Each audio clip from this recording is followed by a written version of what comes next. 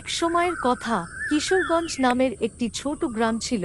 গ্রামের সবাই খুবই সুখে শান্তিতে বসবাস করত, কিন্তু হঠাৎ একদিন সকালবেলা একটি বাড়ি থেকে ভেসে আসলো কান্নার সুর। হায় হায় হায়, এ আমার কি সর্বনাশ হলো! আমার বাচ্চা চিন্টু কোথায় গেল? গ্রামের অনেক মানুষ সেখানে গিয়ে জড়ো হয়। সেখানে গিয়ে জানতে পারা গেল গ্রামের একটি বাচ্চা চিন্টুকে খুঁজে পাওয়া যাচ্ছে না। গ্রামের প্রধান মশাইকে বিষয়টি জানানো হল। অনেক খোঁজাখুঁজির পরেও বাচ্চাটাকে কোথাও পাওয়া গেল না। গ্রামের মানুষজন এতে খুবই আতঙ্কিত হয়ে পড়ল। এরপর থেকেই গ্রামে একের পর এক বাচ্চা হারিয়ে যেতে শুরু করল।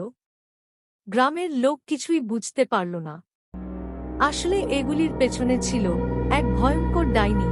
সে রোজ রাতে বাচ্চাদেরকে চুরি করে নিয়ে যেত এবং গ্রামের শেষ প্রান্তে জঙ্গলের কাছে একটি গুহার মধ্যে তাদের আটকে রাখত।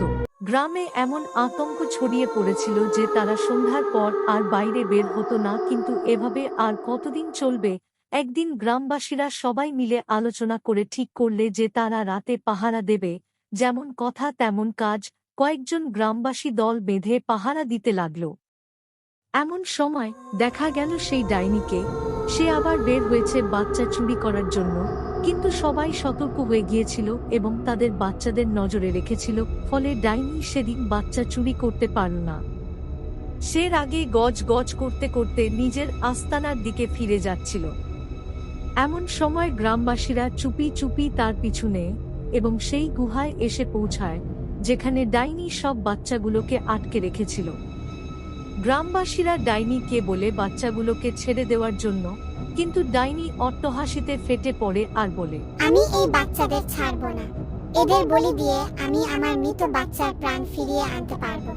গ্রামবাসীরা এই কথা শুনে প্রচণ্ড রেগে যায় এবং সেই ডাইনিকে গাছের সাথে বেঁধে আগুন জ্বালিয়ে দেয় ও বাচ্চাদেরকে আবার গ্রামে ফিরিয়ে নিয়ে আসে। এরপর থেকে গ্রামের আর কোনো বাচ্চা চুরি যায়নি। সকল গ্রামবাসী আবার সুখে শান্তিতে বসবাস করতে শুরু করে।